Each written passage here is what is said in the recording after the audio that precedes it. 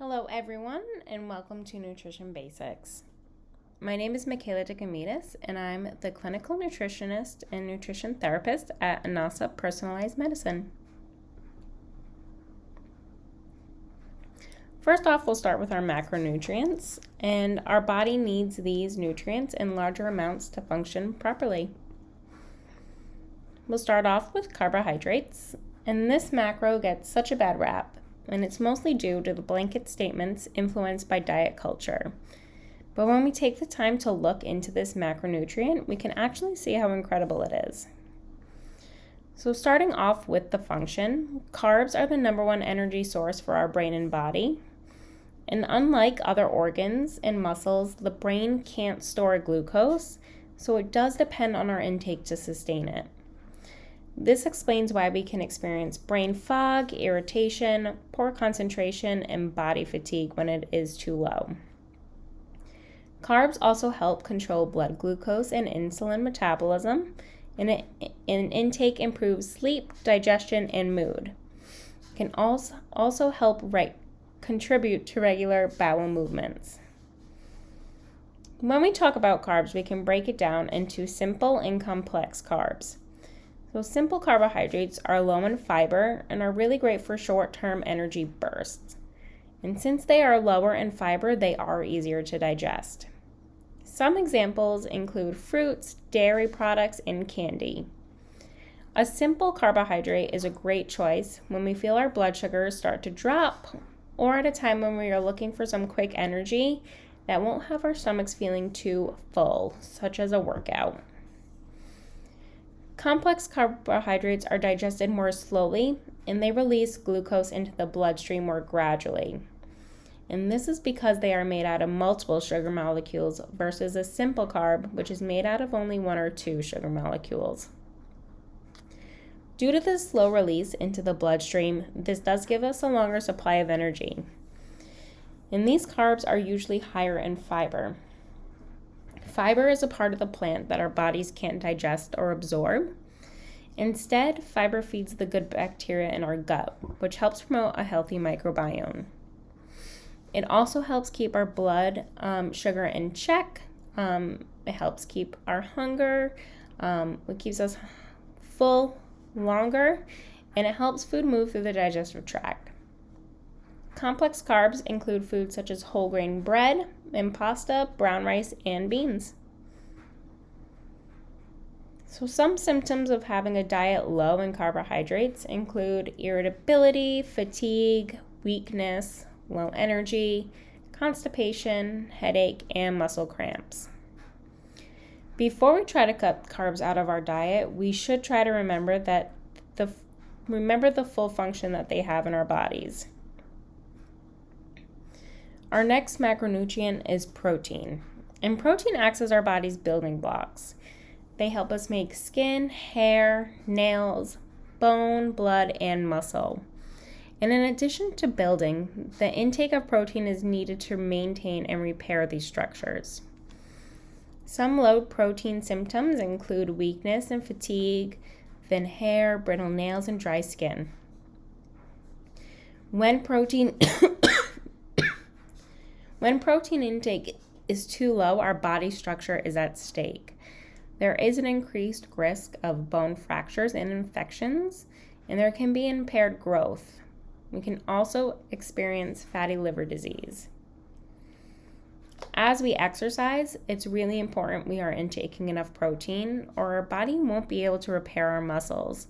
And this can result in muscle loss. And that's the complete opposite of what we are trying to do when we are going to the gym and lifting weights. Some protein-rich foods include meat and fish, nuts, beans, eggs, milk, tofu, and hummus. So there is a range of protein, animal protein sources and plant protein sources. Proteins are made out of amino acids, and amino acids link together into long chains. These are the building blocks of our proteins. You can almost think of them as letters of the alphabet. Combining different amino acids in different ways will give you different words. So when we consume a piece of chicken, our bodies break it down into individual amino acids, and then our body restrings it together in a different combination to make our muscle. It's actually a really neat process that our bodies can perform.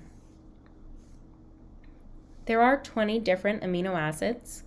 9 of them we can't make in the body, so we need to consume them through food. And these are called essential amino acids. The other 11 are called non-essential, and this just means that our bodies can make them even if we aren't intaking them through the diet directly. You may hear the words complete and incomplete when talking about protein. A protein is complete when it has all 9 essential amino acids. Therefore, an incomplete protein is missing 1 or more essential amino acid. Our next macronutrient is fat, and fat is another major energy source. Fat also helps the body absorb vitamin A, D, E, and K. It also helps in making hormones, particularly the sex hormones, estrogen and testosterone. It provides a layer of protection for our organs and bones, and it keeps us warm, as well as plays a huge role in brain development. Some concerns when we don't have enough fat in our diet include poor brain function, poor vitamin absorption, and hormonal imbalance. Symptoms of a diet that doesn't have enough fat can include dry skin and hair, mood swings, slow wound healing, and frequent illness.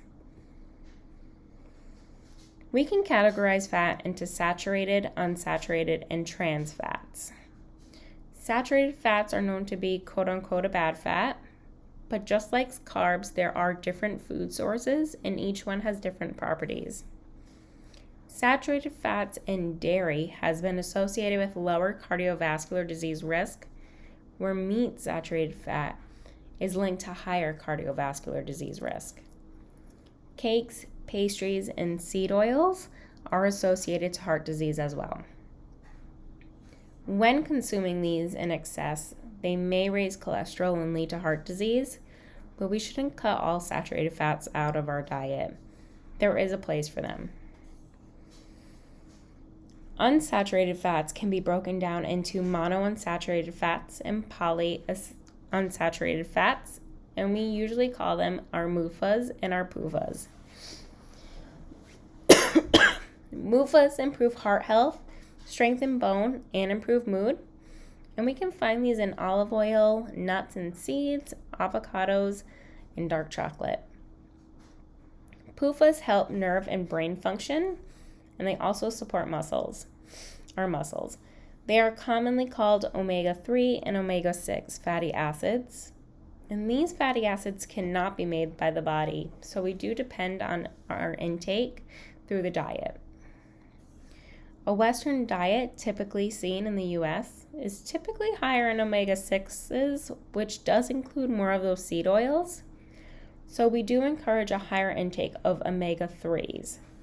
And we can find this in food sources such as fish, nuts and seeds, and corn oil. Lastly, we have trans fats, and these fats give our foods a desirable taste and texture.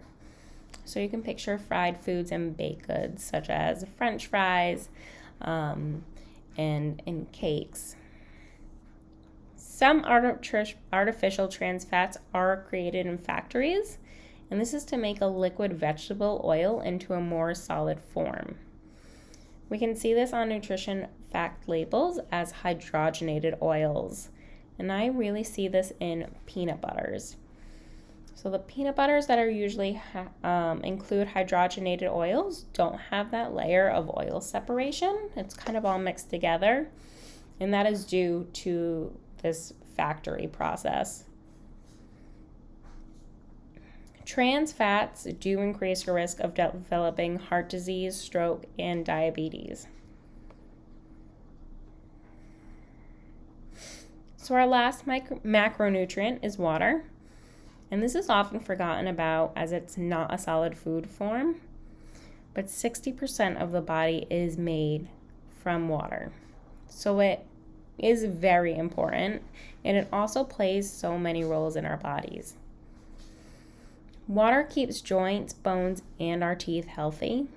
It helps protect our organs and tissues, and it does help circulate blood. Water plays a role in regulating bowel movements and a role in detoxification. It also can improve mood, memory, and attention. So some dehydration symptoms include thirst, dry mouth, irregular heart rate, fatigue and weakness, muscle cramps, and a dark urine. Concerns with the lack of water include kidney damage, brain damage, and confusion. When we think about water intake, we primarily think about just water, but we don't need to solely depend on water for hydration. We can also stay hydrated through intake of fruits and vegetables and sports drinks. Looking at our urine can actually tell us a lot about our hydration status. If our urine is constantly transparent and looks like water, it may be a sign that we are overhydrated. And this occurs when the body is taking in more water than it loses. Although rare, drinking too much water can result in damage to our nerves, muscles, and heart. To remedy overhydration, we can slow down on water and incorporate electrolytes. Electrolytes are minerals in the blood and body, and they carry an electric charge.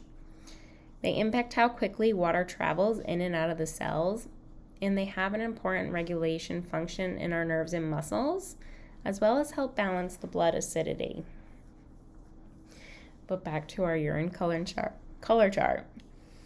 A light yellow or pale urine, such as the lemonade color, is optimal hydration and what we would like to see. Apple juice looking urine, or a dark yellow, is a sign it's time to drink some more water, and it can tell us that we are heading towards dehydration. So it's something to keep our eye out on. But if our urine is a burnt orange color, we are definitely dehydrated, and we need to consume more water and electrolytes. So next we'll move into micronutrients, and these are compounds our bodies need in smaller amounts to function properly. Micronutrients are more commonly known as vitamins and minerals, and then we can even break them down even further. So with vitamins, we have our water-soluble vitamins and our fat-soluble vitamins. Water-soluble vitamins dissolve in water and are easily absorbed for immediate use. Any excess is removed through the urine. So sometimes in supplements, we'll see that some vitamins are over 100% of the daily value. And if they are your vitamin Bs or your vitamin C, this is totally fine. Our body will use what it needs, and then it will excrete the rest. So anything over what our body needs from vitamin B or vitamin C will just make an expensive urine. Fat-soluble vitamins, on the other hand, rely on fat to be absorbed. Any excess is stored in our body tissues. Vitamin toxicity is a bit of a bigger concern because it is stored in the body, unlike the water-soluble vitamins where it's just excreted. So that's something to keep your eye out when you are introducing a new supplement. Fat-soluble vitamins include vitamins A, D, E, and K. For our minerals, we have our macro minerals and trace minerals. Macro minerals are found in larger amounts in the body, and they're needed in larger amounts in the diet. This will include your calcium, chloride, magnesium, phosphorus, potassium, sodium, and sulfur. Trace minerals are the opposite. They are found in smaller amounts in the body and are needed in smaller amounts in the diet. And this includes chromium, cobalt, copper, fluoride, iodine, iron, manganese, selenium, and zinc. But the best way to get enough micronutrients is to eat a well-rounded diet. And this will include a diet of carbs, protein, fat, and a variety of fruits and vegetables. So here are my favorite micronutrients to talk about more in depth. And we'll start with vitamins and then move on to minerals. So starting with vitamin D, the function of this micronutrient is to build bone and teeth. It can also help improve mood and influence cell growth and development. Some concerns when intake is too low includes a risk of bone disease, bone fracture, and changes in our hormones. Foods rich in vitamin D include salmon, dairy, fortified orange juice, and eggs. The sun is also another rich form of vitamin D, and we should all be trying to aim for around 15 minutes of sun exposure a day, especially with these winter months coming up. When we consume vitamin D from foods, our bodies actually have to activate it.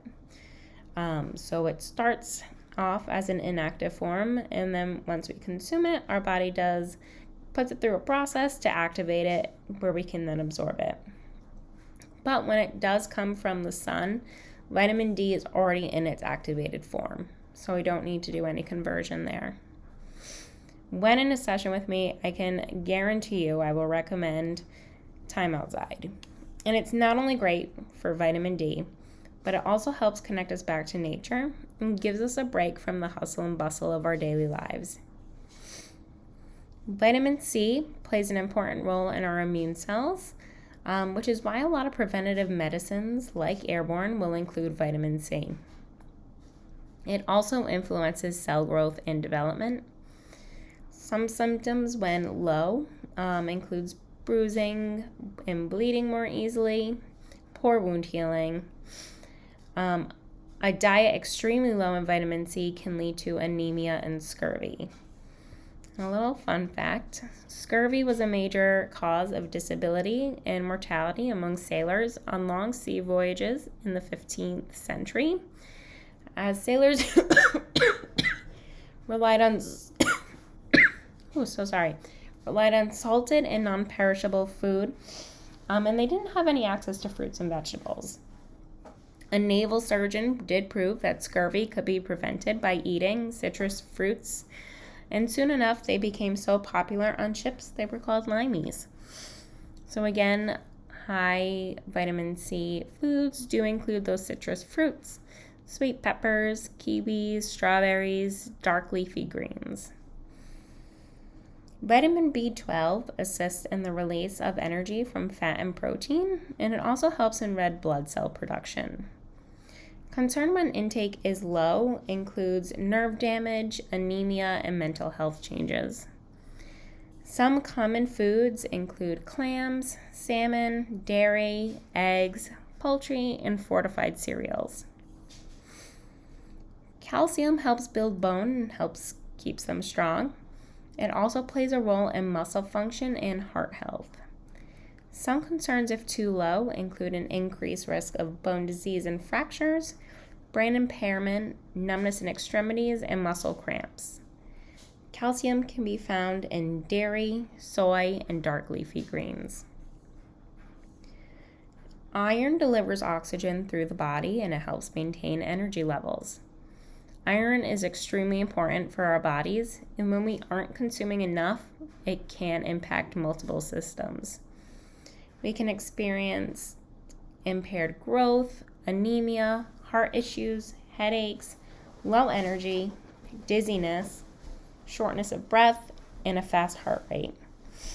Some rich iron sources include red meat, seafood, beans, dried fruit, and dark leafy greens. And a little trick of the trade regarding iron is that we can enhance its absorption when we consume vitamin C with it. So if you know your iron is low, it may be a good idea to start pairing iron and vitamin C sources to maximize your intake. The last micronutrient we'll be talking about in depth is magnesium. And magnesium plays a role in brain, heart, and bone functioning. It can also help our sleep, and it helps us absorb calcium and potassium, which are important for bone health. Some signs and symptoms of low magnesium includes muscle twitching, tremors, vomiting, constipation, and changes in heart rhythm. Some magnesium-rich foods include dark chocolate, avocados, nuts and seeds, beans, spinach, and bananas. Fruits and vegetables contain phytonutrients and antioxidants, and these are molecules that help protect against daily cellular damage, and they also help boost our immune system. Each color signifies different nutrients our body needs and serves our body's different purposes. This is why you always hear to eat the rainbow. A wide variety of color will provide us with a wide variety of health benefits. So red fruits and vegetables help protect our hearts. It lowers the risk of developing cancer, and it improves brain function. You can think of your watermelon, your strawberries, red peppers. Orange and yellow fruits and vegetables help protect the nervous system. It promotes eye health and it helps maintain skin health and build strong bones. So you'll commonly see these fruits and vegetables around this time of year are root vegetables such as pumpkins and squashes. Green fruits and vegetables help protect against eye, bone, and teeth health. They also usually contain fiber, which will help in digestion. And we know these as our dark leafy greens such as kale and spinach, broccoli, and avocado. Blue and purple fruits and vegetables they'll help prevent against heart disease and cancer. They improve mood, memory, urinary tract, and digestion. And these will be your eggplants, grapes, and blueberries. White fruits and vegetables help lower the bad cholesterol and also help lower high blood pressure while also boosting the immune system. And these can be found in mushrooms, bananas, and white onion. All right, so now we're moving on to balanced nutrition. My definition of balanced nutrition is a 3-meal, 2-snack guideline throughout the day. And this will be your usual breakfast, lunch, and dinner, and 2 snacks where you feel like you need them. Most commonly, these are between breakfast and lunch and dinner, but it can vary depending on what your day looks like and where you feel your energy is dipping. So for a snack, my definition is to pair 2 food groups. And this can be a carb and a protein, such as crackers and hummus. It can be a carb and a fat, such as toast with avocado. And it can also look like a fat and a protein, such as a handful of nuts and beef jerky. I do recommend switching these combinations up to not only get a wide range of micros and macros, but to also provide the diet with variety for pleasure. For our meals, I suggest having a carb with fiber, a fat, and a protein. And many foods that do contain fiber are good carbohydrate sources, so that's why it's worded this way. This will look like fruits, vegetables, and whole grain cereals. When I suggest this type of meal, many people assume that I want them to eat just chicken, rice, and broccoli for each meal.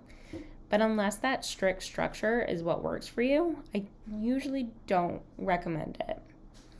Finding recipes and including these food groups are my goal. In doing so, you don't get bored of having the same thing over and over again, and it also gives you more choice and more creativity in what you're eating. When I talk about balanced eating, I also like to mention that I don't expect anyone to only eat meals and snacks with these food groups.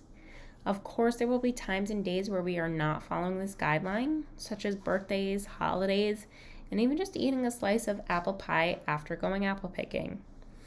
These moments go beyond just eating for nourishment, and it's a part of the joy that we can carry into our lives.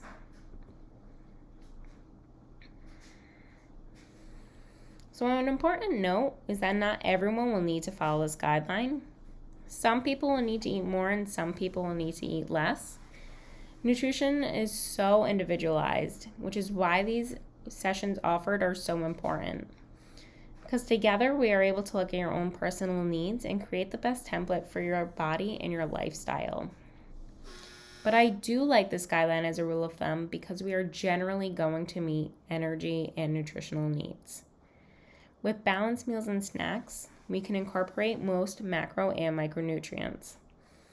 And this will help us nutrition-wise, but also help in our energy levels. So many people think they need to cut back a great deal on food, and then they find the weight won't come off, and they have this midday slump. By consistent and balanced intake, our bodies can learn to trust that there will be food, and we will have enough substance to get us throughout the day, and usually the weight loss will happen there. With this proper fueling game plan, we can also become attuned to our body's signals. When we are providing our body with enough nutrition, we'll be able to turn in and listen to our hunger and satiety cues. When we are in a constant state of under or overfeeding, we ignore what our body is trying to tell us, and that can cause a whole set of problems. This way of eating also allows us for regular digestion. We are consuming enough to remove any excess, and through a balanced meal plan, we can consume foods that promote gut motility. So many of our body systems depend on a regular intake, so when we consume too little or too much, our systems aren't set up to function properly. And this will impact our hormones, immune system, digestive system, bone health, nervous system, and cardiovascular system. We can't expect our body to function if we don't provide it with the substance it needs. And in addition, this guideline also helps us to avoid any underfueling symptoms. When we aren't consistently eating or aren't eating enough, we can experience symptoms such as dizziness, lightheadedness, difficulty concentrating, irritability, and the loss in the mind-body connection. The last thing we will touch upon, and one of the most important things I discuss, includes all the factors that impact what we eat and our food choices. It would be so easy for me to sit at my desk and give you a meal plan of chicken, rice, and a vegetable, but in doing so, I'm not giving you a realistic plan, and I would be negligent in avoiding all the other influences that make up our food choices. Biologically, we eat for hunger, appetite, and taste. Hunger is the physiological need to eat and is a response to low blood sugar levels. It can also look like irritation, fatigue, and a growling stomach. However, if we are chronically underfed, such as yo-yo dieting, these signals are ignored too long and our body stops sending them. It's really important to be able to tune into these hunger signals, as this is a physical sign that you need to eat. Interoception, which is the connection to your body's inner cues, may be challenging to recognize at first or even be non-existent.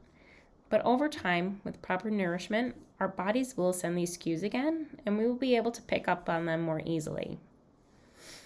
Appetite is the desire to eat, which can be a result of hunger, but it often has other causes such as emotional or environmental conditions. Taste is a factor that influences appetite, and it is when we desire a particular flavor, and we can actually change based on the body's nutritional needs. For example, when an animal in the wild is low on salt, it will naturally start to crave salt and seek out water with a higher salt content, which is pretty neat that we can do that. Economically, we have the cost of foods. And this looks like if we have the privilege to eat organically, locally, and of the highest food quality. There is a big price gap when we compare these foods. So the option to eat locally and organically can be pricey, and it's something we do have to take into consideration when we are talking about the foods we consume. We have the income you're bringing in and how that impacts what foods you're able to buy. And we also have the availability. So do you live near a market or do you have to drive 30 minutes? Do you have access to a car to get to stores, or does your transportation depend on something else, someone else, or public transportation? We often forget that these factors play a role in the food choices we make and the choices others make. It's important to note that many people cannot afford to eat all organic and locally sourced food. But if we internalize a feeling of not being well off enough to afford it, it can lead us to carrying additional guilt and shame regarding our food choices. And that's a psychologically taxing process. Psychologically, we have mood and stress. When we are looking for comfort, we can start grabbing foods like sugar or salt because they release neurotransmitters, and that will make us feel better in the moment. It is a short-term coping skill, but we can get stuck in these cycles of eating to comfort our psychological distress if we do so unconsciously. And then we have guilt. If we feel guilty about our food choices, we can delve into a wide range of coping mechanisms, including eating more comfort foods to relieve the guilt or trying to remove the guilt by eating ultra clean. We may also participate in a binge restrict cycle in response to feeling guilty. If we feel guilty regarding our food choices, we may restrict and cut back on intake. Restriction will lead to a binge, and then we do end up in this cycle, which is really hard to stop. Trauma can impact what we eat as well. If we had a traumatic experience with food or associate a food with a traumatic event, we can cope by avoiding the food altogether or just eating the same food, resulting in a lack of variety in the diet. Physical impacts relate to access, education, skills, and time. To determine our physical factors, I ask general questions regarding your day-to-day life. And some questions include, do you have access to foods? Are you currently or have you ever experienced food insecurity? Do you have access to kitchen tools and equipment? What is your level of cooking and do you enjoy cooking? I tend to ask these sorts of questions to gain insight into your life and to detect any barriers we may face that are not in our control. Social impacts are huge when it comes to choosing what we eat. Each culture has a different way of eating, and that's something I want to understand to create a plan that works best for you and the way you grew up eating. If saffron rice is something you grew up eating and it's something you enjoy, I want you to continue to enjoy it and participate in family gatherings instead of just switching you over to brown rice for health benefits. I won't adjust a food item that is culturally important to you. Family and peer pressure also impact what we eat. And this looks like if we enjoy food at restaurants with family and friends or if we're eating home-cooked meals. But either way, we can work together to create options best for you. I am always curious about meal patterns. Do we eat 3 meals a day? Are we skipping breakfast because we don't have an on-the-go option or we're just not hungry? Are we skipping lunch because we think that cutting back on a meal will help lose weight? Your meal patterns can give me a lot of insights into your eating habits, and I can identify areas where we can improve together. Lastly, we have our attitudes, beliefs, and knowledge. Attitudes are general predisposition to evaluate things favorably or unfavorably, and usually this is how we feel towards specific foods.